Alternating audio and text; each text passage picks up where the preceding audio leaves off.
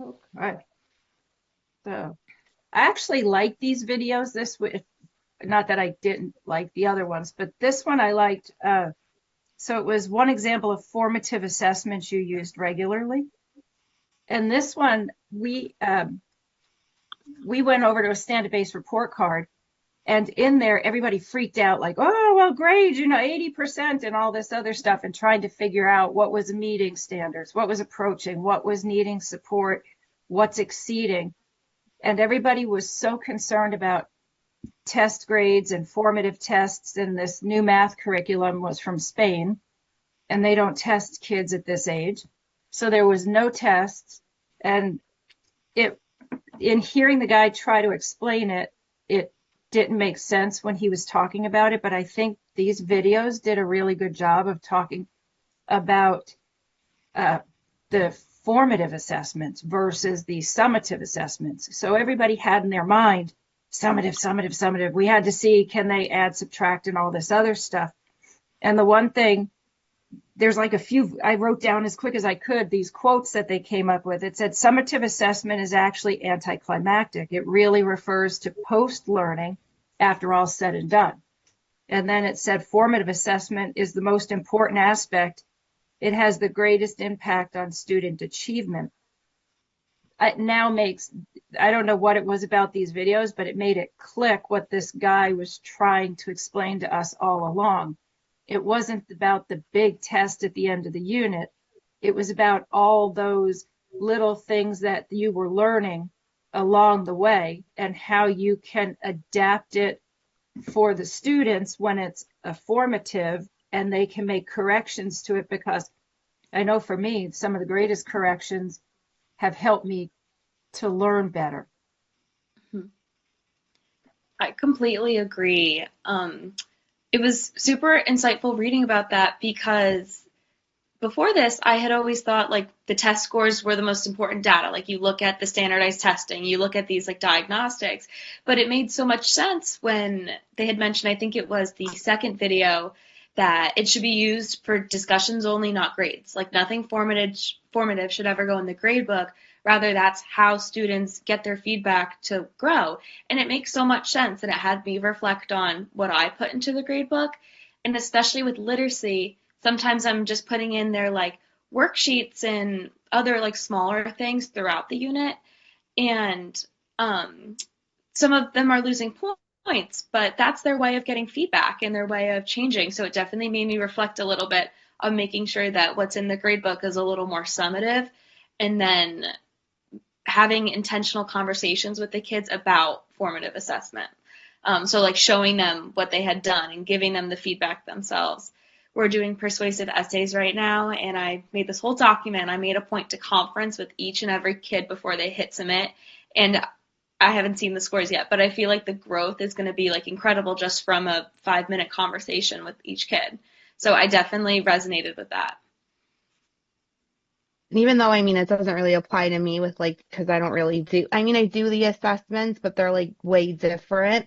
Like with my kids, like seeing like their growth with like the trials that I'm doing, watching the videos help me understand too. Like, just seeing how like they master things out, like that's their way of growing with the skill that they're learning. So it gave me a little bit of insight too, even though, it's different with everybody, with ABA, with regular ed, it's all, different, but it's kind of like all connects at the same time.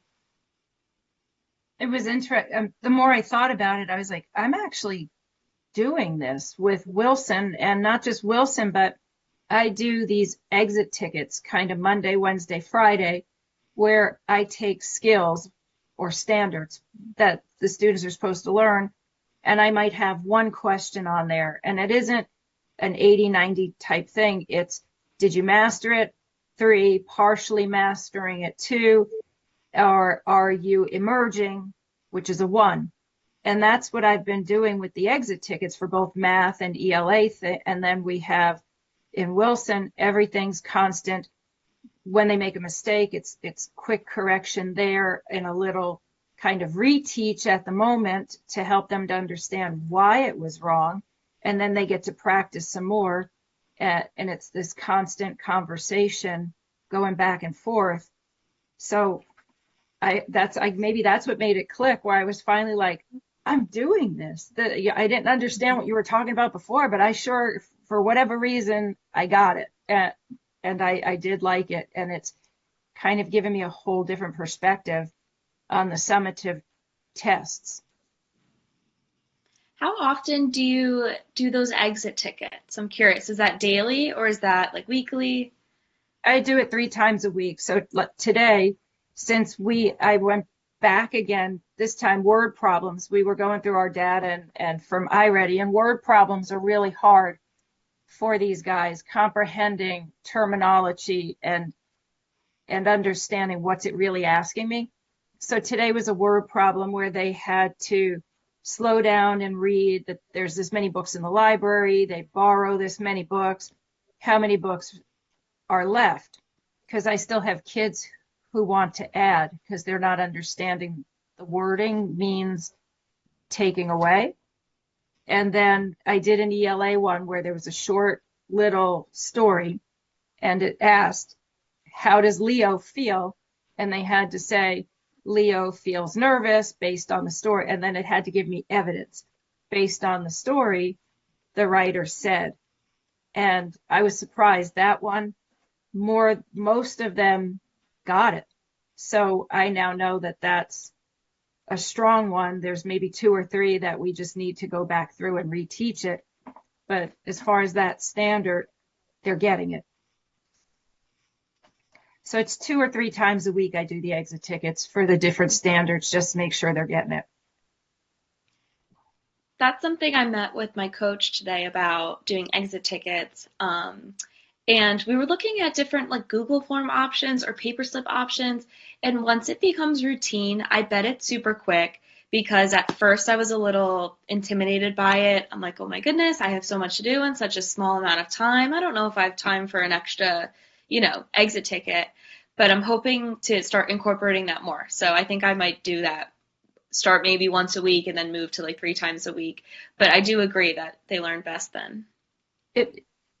Getting into the rhythm of doing it took some time, but what I did, I developed kind of a tracking ticket. So I have it all stored now in one spot where I have Monday, Wednesday, Friday, we did ELA R11.3.4. So I know exactly what standard we were doing. And when I see most of the students are hitting 3, then it makes it easier. So next, they're going to have to find the main idea. That's what they're going to do Wednesday to see if they got it. There's some really interesting like assessment pieces that you can do. I'm looking at the second question here when it talks about now like summative assessments. And I was thinking about how there's such a push now for more like project-based learning and like group work and stuff like that. And I did a lot of that at my last school, which I really liked. Like we opened the year with a STEM unit for reading and writing, and they got to pick any topic STEM related that was of interest to them, but then they still hit all those research standards, the nonfiction, like text features and reading nonfiction and evidence, all that stuff they still hit. So definitely I feel like something that has like choice for them and engagement would be meaningful for students, but then it also gives you the correct data as an educator. So I want to definitely incorporate that as the year goes on. I like project-based. We haven't had much of that. I guess this CKLA unit we're finishing is on the solar system.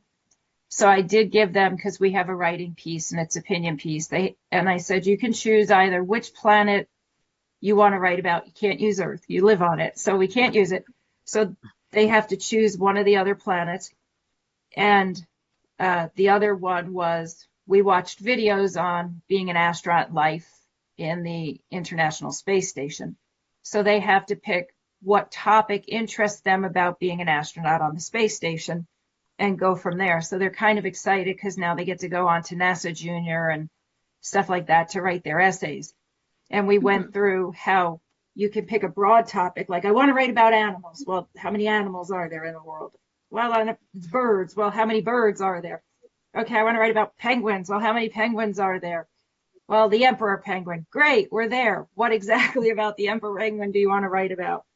But I guess we all right now use some form of a summative for, like, for math. We have the end of unit math assessment that just goes through everything that they learned in that stretch.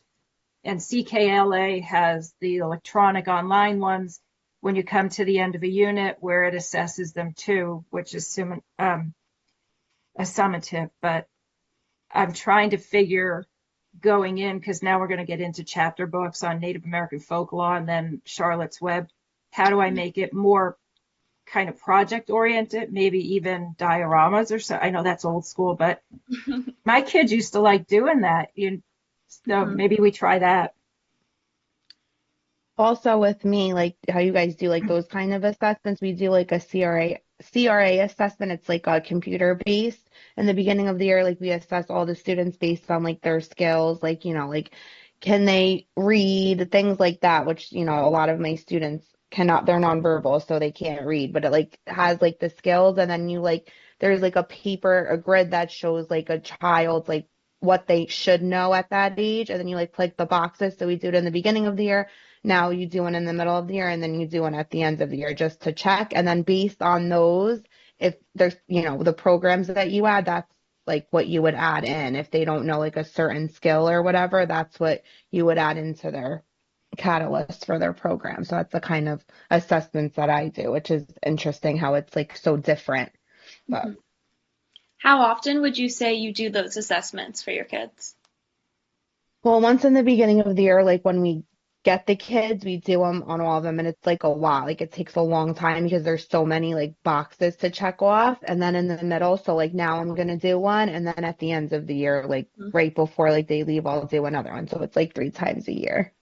Gotcha. I feel like that's pretty much what we also do with our diagnostics. I think it's always like beginning, middle, and end of year. That's what we do. Mhm. Yeah. I guess we kind of even addressed already the third question: how does formative data influence your instruction? Well, like I said, for me, I've been adding the exit tickets for the different standards just to see where they're at. So when I can get to small group, I just pair them based on where there was weaknesses so that we can review it together. And then they get a chance, because of course the exit ticket comes back around eventually with different content, but same standard, and they get to prove whether they understand it at that point. And I think that tied in with that comment that I'm not sure which one of them said it, but they said if there's no feedback, the assessment doesn't have any instructional value, which is absolutely true. How many times have we done something as an adult and we think we're doing it the right way, and somebody kind of comes along and just basically says, oh, well, good, but because we didn't do what they wanted, but we didn't have the information to do what they wanted. So I understand it. Mm-hmm. When I did student teaching for the third graders, what my mentor teacher would do is their everyday morning work was a daily math review. And it was about like 10 questions on Google Forms. And they were grouped by like subject, like different math concepts. Like it grew as the year went. And she had this whole routine that during recess every day, she would look at the data and she would group the kids. And whoever got like 100% would go on to their like online enrichment program. I think it was like 70 to like 100 would do like partner work, and they would just collaboratively review the problems that they missed, because they would get the form back and they'd be able to see what was correct, what was incorrect. And then maybe I guess like 70 and below would sit at the teacher's table. And although it was a little bit challenging to, look at the data and do it so quickly, it became pretty routine for me. And it was a perfect example of you give students an assessment, you look at that data immediately, and you fill in all the gaps. And it was really amazing getting to nip all those gaps in anybody below so quickly, so then they were a little bit more successful during the math lesson. Because typically it would be some sort of prerequisite for what the lesson was that day. So that's definitely something, we talked about this a couple times. The morning work is such a great opportunity to get those exit tickets, or I guess more like smaller formative assessments in. And then also one thing that I thought of while you were speaking is last year we had some forms sent out with the importance of the feedback we're giving students being very specific. And that was something they mentioned in the videos too. Like rather than saying, oh, like good job or nice work, pointing out exactly what they're doing.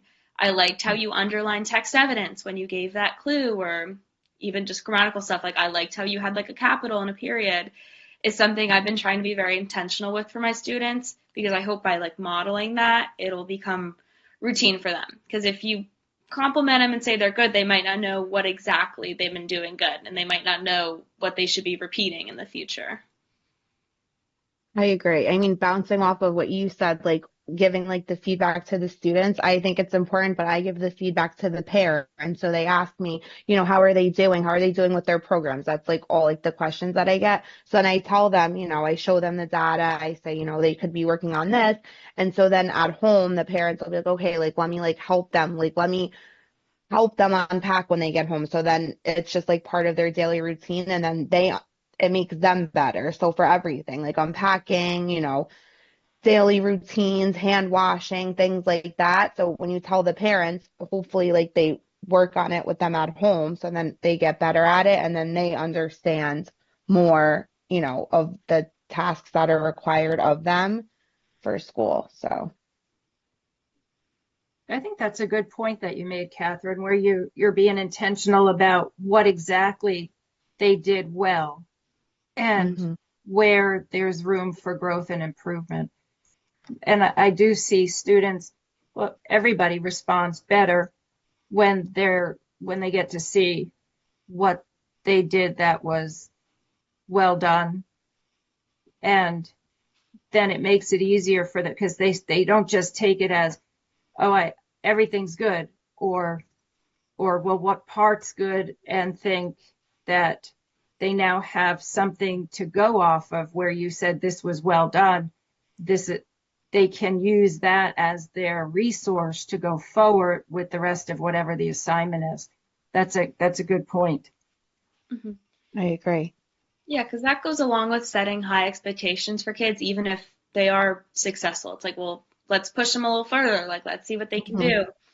Even just in my student teaching, I had 2 different placements in college, and both cooperating teachers were great. But the first one was very much oh, you're doing a great job. I have no corrections for you. And the second one was this went well, but here are some things you also might want to consider. And I grew substantially more in the second go around, because even though I was still, thankfully like doing a good job, I was given the feedback on how I could be better and how I could expand it just by asking questions too. Sometimes when I teach, I'll ask students questions and I'm not even sure like what answer I'm looking for. I'm just trying to get their brain thinking and stretching, especially for some of my higher kids. So that's definitely important.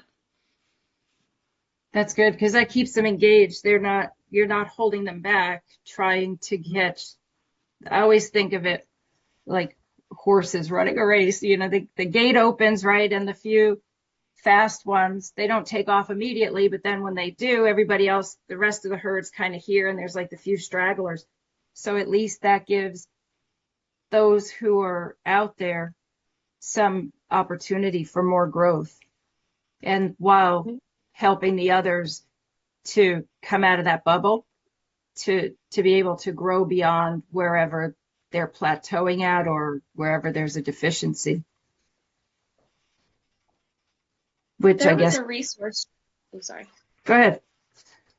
There was a resource shared earlier this year with me, and it was like a template on how to prompt students with specific questions. So rather than just going general, it was cool. It had all the different, question words that you can start with, and however it worked, there was like rows and columns, and you could just like drag your finger in like boxes, and it would prompt you with pretty much the start of the question. You would just plug in the content. So you weren't just asking the same, like almost simple questions over and over, because sometimes I will catch myself giving very easy questions, like yes or no ones. And I have to kind of correct myself to make those open-ended to really push them. So I'll have to look for that. That reminded me. And my background was military for a while, and what I did, you learn quickly, you don't want yes or no answers. You want to get people talking. Mhm. So you kind of ask them very detailed, like questions that you get the whole dialogue going. You can't learn anything in a yes no. So that's good to hear that whatever you were using was prompting you to do that, because I know my kids, there's times in CKLA where they're told turn and share. And other than that, these kids can talk nonstop. They're just, but when it comes time to turn and talk about something specific, they sit there staring at each other. It's like those rocks in Frozen, like ding, ding, ding, ding, the trolls. They have nothing to say to each other. So that's where I'll go, well, explain how this worked. And okay, well, did you hear what they said? Now you do that.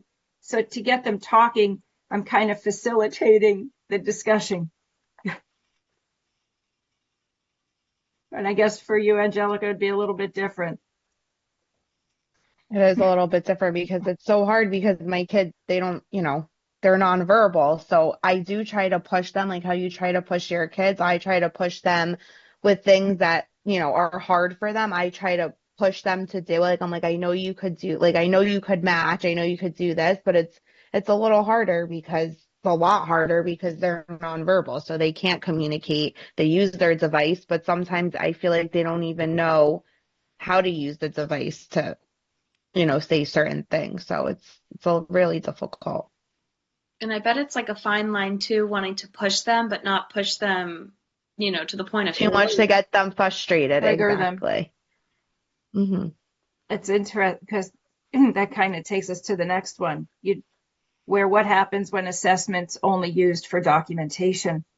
And one of the quotes, I'm not sure who said it, was when there's no feedback, or when you just have this summative assessment, feedback's lost in the churn of working memory. If we don't take the time to actually explain what was good, where we can work on things, how to improve it, and show them through instruction, then come the end of the test, if I'm good at memorizing, I'm going to do well. Doesn't necessarily mean that I knew the information. I mean, I have two students. One just can remember. You tell him something and he's like a little sponge. He remembers it. He'll take the test and that's it. It's gone after that. And then I have another one who studies. And when she finally takes the test, she does well, but she remembers it because she spent the time kind of looking it over, discussing it with her parents, discussing it at school, working and practicing. So it is interesting when we're studying to a test, we're not necessarily learning and growing. We're just memorizing long enough to repeat it, to pass. And then what ends up happening, you see the assessment kind of as the end point. Okay, we did that. Let's move on to the next thing, instead of what was I really supposed to glean out of this? And even if you knew that something might have been wrong, you knew the information, but you didn't have, the question wasn't written in a way that you could express it or answer it properly. You can't go back and fix it. And then if we're just using assessments for data or documentation, that becomes stressful. I'm going to be honest with you, because before we did, I told you in one of the other videos, when MTSS was not in place and everybody was kind of just doing this stuff, grabbing any kind of paper or document you could have and you stick it in there, and then everything felt like you were teaching to NJSLA. And it kind of took a lot of the whole enjoyment out of what we were doing. And now that there's a structure and we're looking at things through, like now me, through exit tickets, it's making it enjoyable again, because it is almost like a universally designed learning for these kids, because you're reaching them in where they're at, instead of just kind of blanketly throwing it out there and seeing what sticks. And I agree. And I agree with you. I'm sorry. No, I keep going. agree with you, Jody, on what you said with like them memorizing it and actually knowing it. it applies to my students too. When we're like doing matching or things like that, and like I have two colors and I have them match, I feel like if I put it on like the right side, they're always gonna, you know what I mean? Like they're always gonna go to that side to match that color. But if I switch it out and they still match that color, then I know that they know it. But if I, you know what I mean? If I put it on that one side and they just automatically do it, I feel like they're not like they're not learning it. They're not like they memorize what side I put that one color on. They said, oh, she's gonna put the red on this side. So I'm, you know what I mean? I'm gonna put it on this side. But I feel like when they really know it is when I switch it up, and then I'm like, okay, they actually are like doing that color, like matching that number or matching that letter. So that kind of applies to my students too, whether like memorization or actually knowing what you're teaching or you're trying to teach them. And I'll see it with my students too, more math than reading, I noticed. Like last year we would do math lessons, and then when NJSLA came around and we would do review from something that was more than a month ago, it was like, we never learned that. Like they had no idea what I was talking about. But with reading, since it's comprehension based, I feel like those tend to be a little bit more accurate with my kids. But you're absolutely right. There's some kids that learn differently than others, and that helps them with just scoring on tests. I was never a good test taker. I always, I was more of a formative assessment. But yeah. I was somebody who I could memorize it. I could hear what you told me and I could reproduce it. Mm-hmm. And it didn't do me well. I had to learn to, I was the type of kid, I wanted to get it done. So I memorize it, learn it so I could get it done because I wanted to play. Well, I'm still kind of like that, but now I understand the process and I take the time. It's from training myself to do it. But when I was my kids' age, 8 and 9 years old, these little guys, I get the whole, oh, we can be done and go on to do something fun. Oh, let's just be done, and try to give you back what I think you want or a one-word answer or something. So it's trying to get them to slow down and actually see. And that's why I told them, I go, this exit ticket is for me to see what you know. Because I have kids, they're so sweet, they want to help each other. And it's like, I love that you want to help them, and that is really kind of you. But that tells me what you know. It doesn't tell me what they know. So I need you, in this instance, not to offer help. And they go, oh, okay. You're inspiring me to start exit tickets more. I'm already thinking in my head, Benchmark does 5-day weeks. And I'm like, maybe every day 5, I should do like an exit ticket on what the skill was that week. So I'll have to keep you guys updated next week. That'd be good. And then if you keep a tracker, you can see over time, you might, because you're going to have those who automatically get it, and they're going to hit mastery every time. And then you'll see the ones who are partially doing it. And as you conference with them, either in small group or one-to-one, you'll start to see and I like when that little aha moment goes, when like, oh, and then you see them reproduce it. It's a neat thing. And that's satisfying for teachers too, because once students are like getting it and students are feeling motivated, teachers also feel that energy too. So I feel like it's happy students, happy teachers, it's good all around. Exactly. Yeah. Well, I think we covered our 4 questions. So I'm going to stop our recording.